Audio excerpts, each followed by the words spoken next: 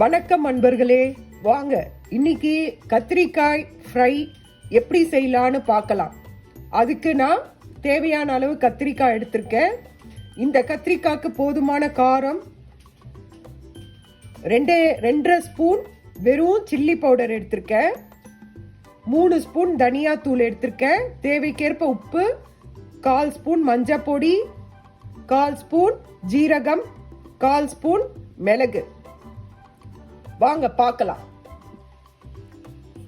இந்த கத்திரிக்காய் ஃப்ரை பண்றதுக்கு கத்திரிக்காவை இந்த மாதிரி ரவுண்டா ஸ்லைஸ்டா கட் பண்ணி வச்சுக்கணும். இந்த மாதிரி கட் பண்ணி வச்சுக்கணும். ஒவ்வொரு கத்திரிக்காவையும் இந்த மாதிரி வட்ட வடிவத்துல கட் பண்ணி வச்சுக்கணும்.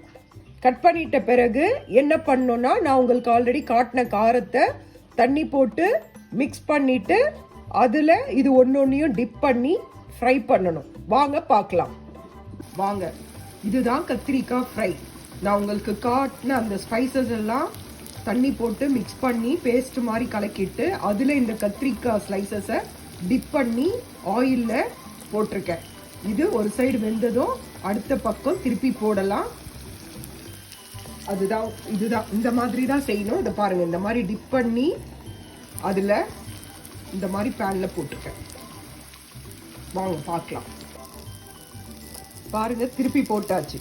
திரும்பி போட்டோன்னே 2 பக்கமும் நல்லா ரோஸ்ட் ஆகிடும். இந்த ஸ்டேஜில் இது அப்படியே இது பானலியில் மாற்றிட்டு கொஞ்சம் கறிவேப்பிலை, கொஞ்சோண்டு ஆயில் விட்டு கறிவேப்பிலையை நல்லா பொடியாக நறுக்கி போட்டு, பூண்டு இருந்ததுன்னா பூண்டையும் நசுக்கி போட்டு இதை அதில் போட்டு ஒரு பெரட்டி எடுத்துருங்க. பாருங்க, இப்போ கத்திரிக்காவை பேன்ல போட்டு ஃப்ரை பண்ணி எடுத்துட்டேன். இதே மாதிரி நீங்களும் செஞ்சு பாருங்க.